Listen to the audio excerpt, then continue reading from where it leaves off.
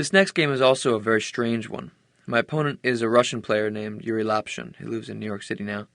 It was played in the Marshall Chess Club in an action tournament in 1998. I had the black pieces. It was in the center counter or Scandinavian, an opening which you saw in my game against Sachs, and which you'll see later on against Kudrin. He played e4, d5, e takes d5, queen takes d5, knight c3, queen a5, g3. This, truth be told, is a very good system against the Scandinavian. Knight f6, bishop g2, and here I played g6, which is an interesting way of handling it for black. Knight f3, bishop g7, castles, castles, and rook e1. Knight c6. Now this might seem like a fairly benign position to be under the theme of the illusion of certainty, and after I'm describing crazy game like the last one in which everything was totally bizarre, but now this game took a turn in that direction. He played b4. Now, Lapshin is a very, very talented and also quite an eccentric player.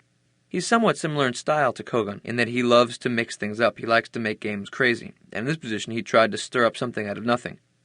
b4 is a move which kind of hints at a player being uneasy. He wasn't able to just play a chess game, let things flow. He wanted to force things. Maybe he wasn't patient. Maybe he wasn't very confident. In fact, at the board, truth be told, I sensed that he wasn't very confident. And so a move like b4 is a way of shielding oneself from underconfidence. It's trying to lash out. But it's very hard to see that. At times when a guy plays a move like b4, you will feel disconcerted. You'll feel like, oh my gosh, he's attacking me. Suddenly, your equilibrium is challenged. And much of what I'm trying to describe in this portion of my course is the idea that when things get crazy, when the opponent forces the position into madness, when they make something out of nothing and seem to violate the rules of chess as you understand them, the classical principles of chess, then don't get thrown off by it. Just find the flaw in their idea. So after b4, of course, I knew that this move wasn't objectively good, and so I was fine. I knew I had to simply find the refutation, and then I'd be able to win a game with black fairly easily. And I was correct about this. But it's very important to have the right perspective. When things get crazy, don't get exasperated, don't get nervous, don't be upset that you don't understand everything right away. Just work things out. It'll come to you. After b4, I played knight takes b4. If queen takes b4, I give him a little bit more development. After rook b1, he can take control of the b file. My queen will get jumped around a little bit. After knight takes b4, it may seem like I'm declining his pawn sacrifice, but in fact it's not true. If he plays rook takes e7, then knight fd5 is very strong. I'm threatening his rook on e7, threatening his knight on c3. If he takes my knight, I take back, and suddenly both of his rooks are under attack, and white's in big trouble.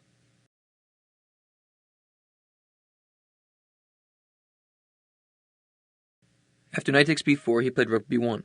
So now, this isn't a phenomenally complex position for black to play. It's not that hard.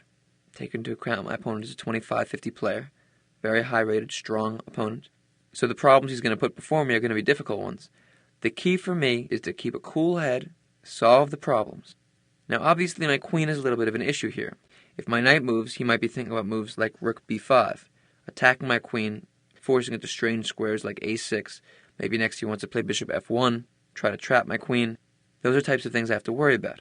So what remains for black to do now is to solidify around his extra pawn. But there's something else happening. The a2 pawn is hanging. Would you take it?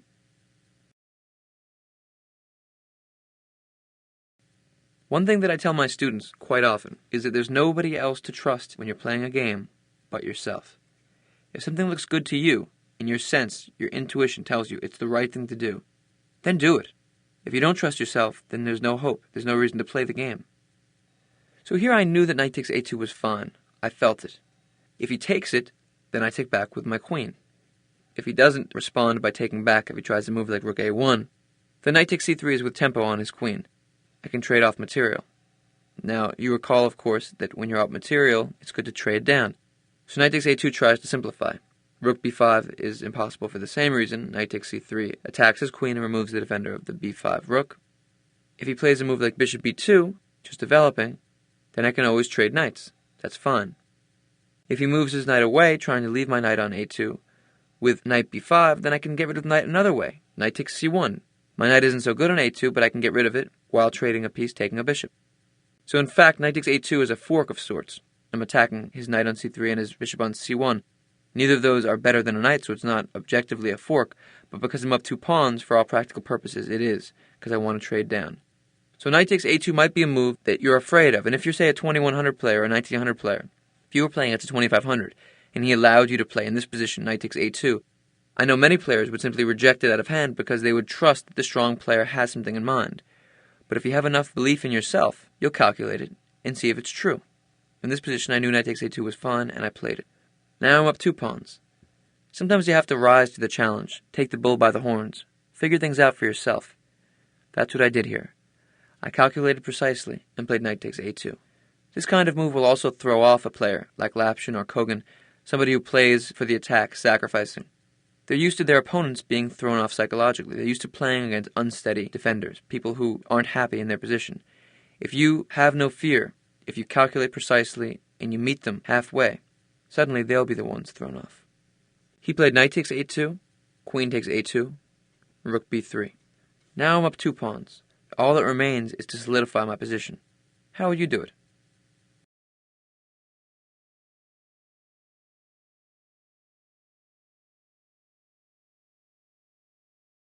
Here I made the decision it was time to get my queen out of there. If he plays bishop a3, my queen on a2 has nowhere to go. I don't want that to happen. I played queen a5. If I have 2 more moves, I'll play c6 and queen c7. Everything will be completely safe, and I'll be up 2 pawns. He played rook a3. Now his bishop can't come to that square anymore, so queen b4. No problem. I'm very safe there. What he's trying to do now is rather desperately do something against my queen, build up some kind of counterplay against my queen. All I have to do is return to safety. Maneuvers like queen g4 to d7, or queen b5 to e8 or to d7 all come into consideration. After queen b4, we repeated once. He played rook b3, queen a5. There's no harm in repetition when you have a good position. He played rook a3, and now I had to figure out how to get my queen back. I tried a different path. Queen h5. My idea is what I mentioned before. If he plays rook e5, attacking my queen, then I'll maneuver into safety with queen g4 to d7. If he had played rook takes e7, I would have played knight d5, a very strong central move. His rook on e7 is attacked. My bishop now controls the e5 square, which means my queen on h5 is perfectly safe and very strong. And after he goes back, I can play the move c6 if I need to, solidifying my knight on d5. Of course, I don't need to right away. First, it would probably be quite nice to play either bishop h3, trading off those bishops, or bishop g4.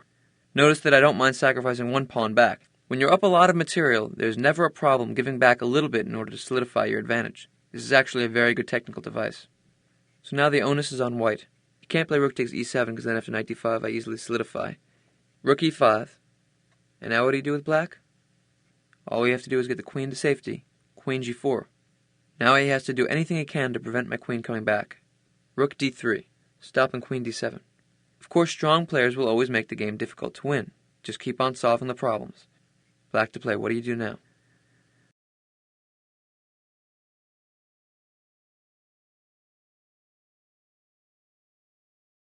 Here I continued my maneuver to safety with queen a4. Back and forth. Queenside to kingside to queenside. Now my next move can be queen e8, and everything will be completely stable. If he plays rook takes e7, then after the simple move c6, I'm up a pawn, a clear advantage. Knight d5 can be next. Black's game is excellent. Again, never be afraid to give back a little bit in order to stabilize your advantage. He played rook c5, still trying to keep pressure and hopefully round up my queen. I played c6. Notice that now his pressure against my queen is non-existent. If he keeps on trying to attack it with moves like rook d4, then after queen a6, I'm threatening queen b6 to c7. Then if he stops that with rook b4, I can always attack him with knight d5. White can't keep the pressure anymore. After c6, he played knight e5. I played bishop e6, and my advantage was completely stabilized, as you can see. I'm up 2 pawns. There's nothing for white to do to tactically win the game. Black is objectively winning. My plan can next be to play rook ft8, to trade off rooks, and to win the game technically, which I did without much problem, and I won very soon. So you see how I responded to the irregular position in this game was by calculating, confidently, precisely, figuring out that I could meet his challenge, and then doing it. A very important part of handling unusual situations is to not have fear. Just play the chess game.